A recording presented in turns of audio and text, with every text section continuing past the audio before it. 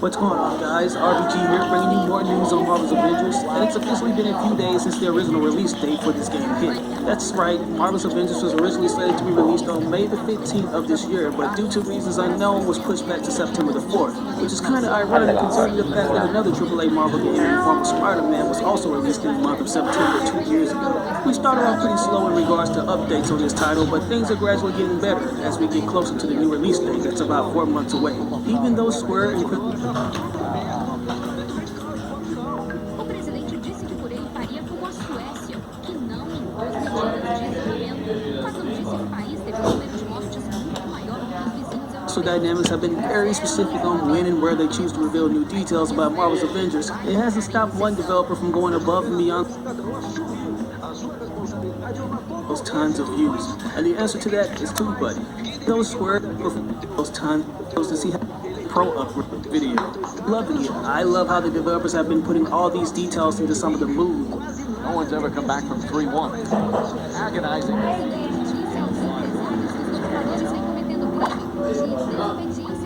We won't be.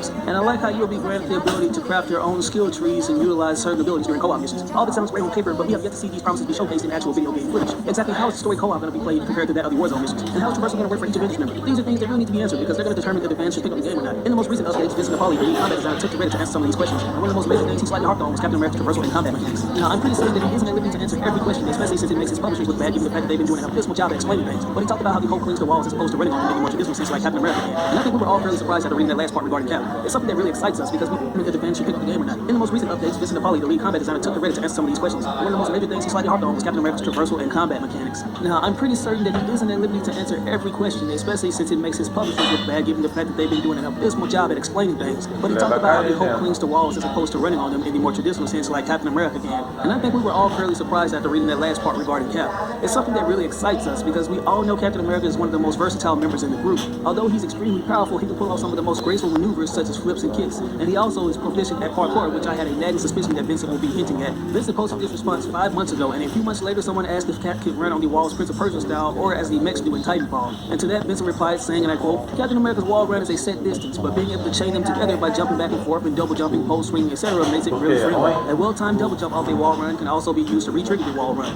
His navigation is really flexible and accurate, slash equal insane. Throughout the years, the MCU has strongly emphasized how thorough Captain America is when it comes to his acrobatics. And a game that tried to showcase these abilities is Captain America Super Soldier, a game that features some pretty prolific gameplay mechanics for Cap, but was poorly executed due to being rushed, which is the most common case for movie tie-in games. You heard me mention how the most sloppily implemented feature that we're going to be swinging from bars and whipping around corners in platforming segments with Captain America. I specifically like how Vincent mentions that a well-timed double jump can be used to re-trigger wall runs. That's something that I can see the player attacks. I'm thinking that if you pull off those exactly called a butterfly twist to add more force to his shield throws, and how you can add this to your kit, perform your operations from last year, and Cap can perform your standard powerhouse moves, but he can switch over to a more acrobatic style to make those attacks just as powerful. If you go back to the gameplay demonstrations from last year's Tokyo Game Show, you can see Captain America doing jumping attacks that transition into the butterfly twist attack that you said is going to be pulled off with a page for Marvel's Avengers. To go back and sort of go on social media moves, own shaker ability.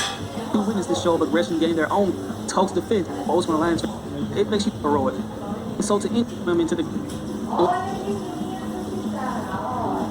arc reactor, Iron Man unleashes his assault heroic Big Unibeam, which fires a continuous beam of concentrated muon particle energy, destroying anything in its path. Now, they don't go into specifics about the other abilities, but we do get a brief look at one of the ultimates from the game overview trailer in the form of the smart rockets. By pressing the left and right bumper buttons, you can fire a style. And that's all we have for Natasha. But the next Avenger we have is Thor, whose heroic abilities we've seen in action, but just like the Hulk, we didn't know about the effects and buff details. For his assault heroic, he has the Warrior's Fury, which allows him to channel the Odin force to imbue himself with limitless lightning strikes that arc out to assault nearby enemies. While Warrior's Fury is active, all attacks are also charged with electrical energy and inflict additional damage. Upgrading this ability will eventually channel the protective force to nearby allies. The blast itself, the lightning continues to strike the surrounding enemies. What I like about this new detail is that it pretty much explains how the skill tree will affect your pre-existing heroics, like when you continue to upgrade this ability, it will provide your teammates with additional coverage from enemies. As for the Bifrost heroic, I'm a little confused on if it's an upgrade effect to the Warrior's Fury heroic or its own thing, because they bring energy strikes upon his return. I take it that it will be his ultimate heroic attack since